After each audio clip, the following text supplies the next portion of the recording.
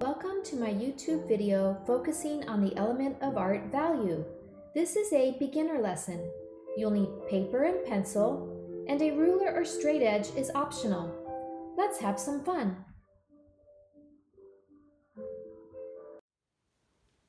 Hi everybody, this is Laura Houston, and today I'm going to give you a beginning drawing lesson on value. Value is one of the basic elements of art. So if you don't have a straight edge or a ruler, that's completely okay. All you're going to have to do is draw two long rectangles, which I will show you. But in case you do have a ruler, I'm going to remind you of how to use a ruler too. So the first thing we're going to want to do on our paper is create a rectangle, and it's going to be a long rectangle. I'm going to make sure mine is 8 inches long. I'm pressing hard with this helping hand, and I'm going to press with my pencil against the ruler. There we go. And maybe I will make sure, I'll just use the width. I will use the width of the ruler. There. And I can do the same thing here. Now I'm left-handed, so it might look a little bit different than how you are holding and using the ruler, because that means my helping hand is my right hand.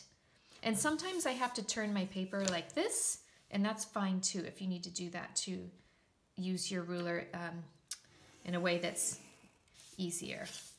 Okay, so there's one rectangle, and I'm going to do the exact same thing down here. Let's see, I'll make a little mark. And the measurements are, you don't need to have exact measurements at all. I'm just showing you, I'm taking the opportunity to remind you how to use a ruler if you're learning how to use a ruler, because it's important with math and with math art. Measurement. Okay. See, for me, it's easier to turn my paper like this. There, and I can see and it's okay if you have little extra marks. All right, so in the slideshow, if you watch the slideshow, you'll notice that there was a value scale or a gray scale. So what we're going to do in this top rectangle, I'm just using a pencil, and I'm going to show you how you can go from dark to light with shading, because remember, with value, value is a way that artists can make a drawing look three-dimensional. So over here, what we're going to do, this is going to be our darkest value on this end, and over here, this will be our lightest value, and you'll see once I get started. So I'm just going to start by shading, and this is just a practice activity, so it's okay if you go outside the lines. I'm just going to start shading down here. This is going to be my darkest, and you might have to move the pencil in different directions across the paper to get your darkest possible value down here. And then I'm going to start making it a little bit lighter. See, I'm not pressing as hard, and already it's getting a little bit lighter, and I can go back over this. I recommend starting with the darkest value because it's easier to add to it in case you feel like you need to make it darker. But for now, we'll just start with this. Now, as I go down, I'm coloring, I'm shading a little bit lighter. I'm barely pressing now. I'm shading even lighter here, and I'll go back in and smooth this out. And we're gonna leave this part down here white. I'm not even coloring, but you can see already we went from dark to light.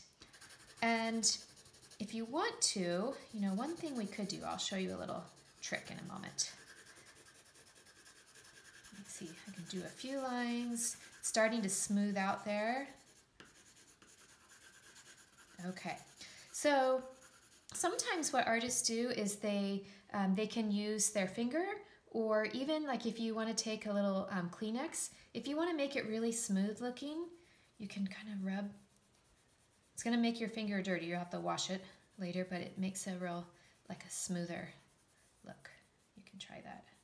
That's sometimes what artists do when they shade. but it smooths it out. Okay, so if you have a crayon or a colored pencil, you can try making a value scale with color down here. So I just keep a bag of crayons around, and I just grabbed purple. So we'll try purple. And what I'm going to do again is I'm going to start with my darkest value down here, and I'm pressing hard. I'm trying not to break my crayon. Sometimes that happens, and it's okay, because I'm sure that's happened to all of you before when you're pressing really hard with a crayon and it ends up breaking. But I'm going to now go in a different direction right here. And then as I move towards the lightest value, I'm not going to press as hard with the crayon. See, I'm lightening, I'm not pressing as hard. Going very light here, okay? And now this is a very rough transition. I'm gonna smooth this out a little bit. Oil pastels are a really nice way to work with value because you can blend them a little bit better. It's not very easy to blend with crayon, with the waxy crayon. But as you can see, we're getting that nice transition from dark down to light. And again, if you need to make a area even darker, you color with the different direction. Go a different direction over the area. Yeah. And then you can see there, just do a couple dark lines, and there you have it. We have darkest value transitioning to lightest value. And so you can practice that at home with different crayons or even a pencil, or some of you may have watercolor paints. You can experiment with anything. So I hope you have some fun trying this more at home. Thank you. If you want to learn more, click on the link in the description below the video. As always, I'd love to see your art, and I might feature it in one of my upcoming videos. Thanks for watching.